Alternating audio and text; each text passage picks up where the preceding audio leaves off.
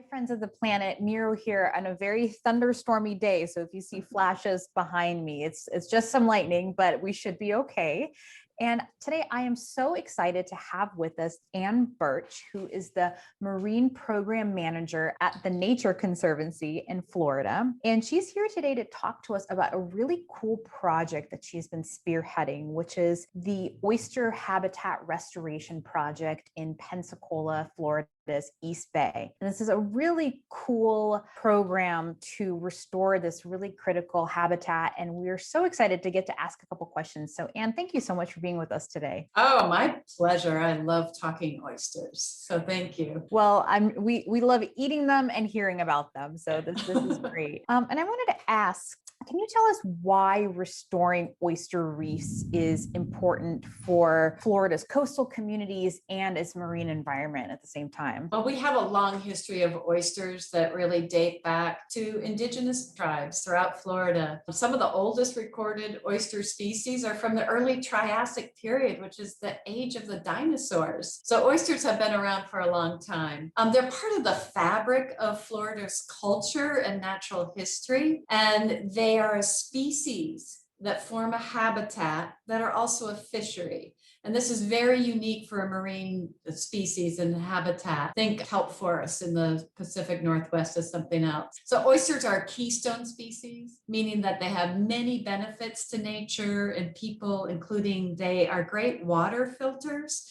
So they pump a lot of water through them. The reefs that they form provide really good habitat for commercially and recreationally important fish species such as red snapper, blue crab, and shrimp. And they help protect shorelines from erosion when they're placed in the right place. So they have a lot of what we call ecosystem services that we care about. And are oyster reefs, are they a nature-based solution to climate change? Can you talk about that for a bit? Yeah, they can be a nature-based solution as a natural breakwater. And when they're constructed and placed in the right place, with the right conditions that allow them to thrive, the right salinity, the right bottom type. And as waves wash over reefs, it helps calm the force of that water from hitting the shoreline and helps reduce erosion. It's important to note that shoreline erosion can be a natural process if it's occurring because of natural forces such as repetitive weather-related waves and storms. But using reefs as a nature-based solution comes into play when we want to defend shorelines, that we have structures that we want to protect. And so oyster reefs are one of those really good nature-based solutions that we can employ. And how is this project being funded? Can you talk a bit about what it took to get it off the ground?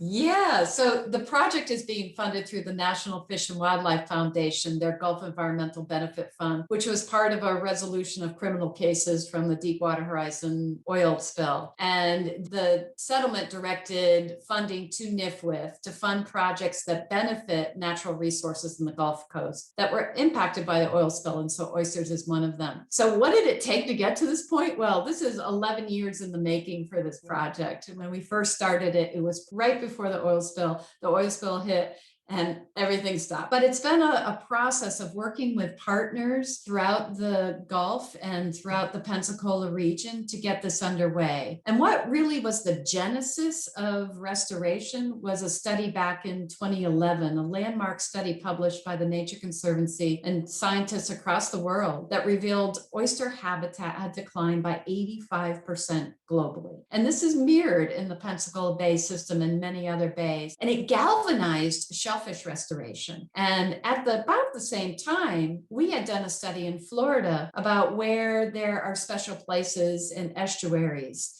throughout Florida, and Pensacola came up as one of those. So all arrows were starting to point to Pensacola. And we pulled together a working group of technical experts and different agencies and just started working on what would an oyster habitat restoration, a large one to really get to scale for restoring oysters, look like. And then we hired our engineering firm, Jacobs Engineering, and we hired a firm to do the monitoring both pre-restoration, so we knew where we're starting from and post restoration to see any success. And that firm is WSP. We're starting to get to the actual construction, which will start this month. And there's a firm called Crowder Gulf that will do the construction of the reefs. So it's really been a big partnership effort to get to where we're at. The permitting, how do you design the reefs, how you monitor the reefs, how you construct the reefs. Takes a village to build an oyster reef. Yeah, I can imagine,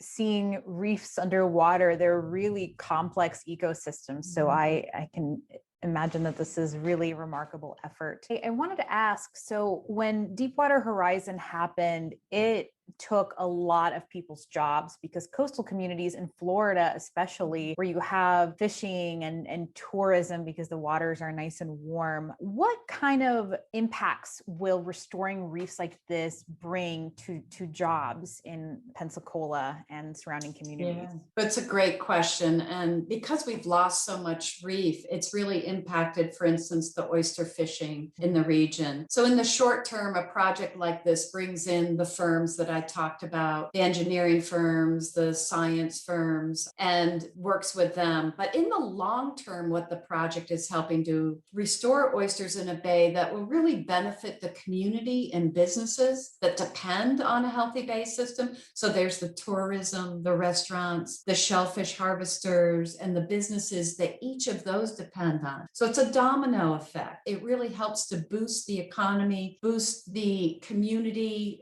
awareness of what's happening. So it really has a long-term impact on jobs and the future of communities. Absolutely. Not to mention all the great water filtration that Yes. oysters bring to their We're getting ecosystem. free water filtration through oysters. Who doesn't want that? Yeah. So you mentioned that this was over a decade in the making to see this project through to now that you're starting construction. Do you hope that this can serve as an example for other places and communities that might want to think about nature-based solutions or reef restoration projects? And if so, what kind of advice would you have for communities or groups wanting to undertake a project like this? Good question. So TNC has been a leader in nature-based solutions and oyster restoration. So what we hope is that what we do offers information and motivation and inspires others. So a project like the Pensacola East Bay Oyster Restoration Project, it's an excellent example of how we've been leading by example and involving partners so that we're all on the same path of discovery together. Every restoration project is a model, an example for others of what can be done. The restoration community is always keen to learn from each other and what's worked, what doesn't work, how can we be more efficient, how can we get to scale to make an impact in a shorter amount of time. So oysters are a real charismatic species and what I think of as an underdog of our estuaries. So who doesn't like rooting for the underdog? I have yet to meet someone, no matter their age or background, who isn't curious about oysters or has a story about them or wants to be involved in helping restore oysters. So projects like this one bring a community together. They inspire enthusiasm and community spirit. And it's all because of this little oyster. So if you want to get involved, just, reach out to others who have done the work. And we are all willing to help each other because we're all a community together. We all want to help each other gain the expertise and restore oysters to what they once were, a thriving community within our estuaries. That's wonderful. And I know oysters have played such an important part in the shaping of our country, whether it's the Gulf Coast or even Manhattan that's partially built on their shells. So I think it's wonderful that we're kind of starting to have more awareness of this really important little species. And before we go, I wanted to ask if I could pose a little bonus question what is one cool thing about oysters that we may not know about? They have so much to offer in nature that we really don't know everything they offer. So we know they filter water. They know we can protect shorelines. We're also finding out that they are good nitrogen capturers. So there's a nitrogen can be harmful, can be an excess nutrient in our waters. And we're finding out that oysters can grab that nitrogen out of the water. So they not only can cleanse through filtering, but they can help reduce the nutrients in the water. So talk about a little critter who does a whole lot of strong things for our estuaries. Wonderful. Well, Anne, thank you so much for being here and talking oysters with us, and good luck with the phase of your project where you're going to build out this reef. We hope to see some pictures soon and maybe even get to visit it. Oh, love to have you down. Love to talk oysters anytime. Thank you so much for your interest. Thank Appreciate you. it.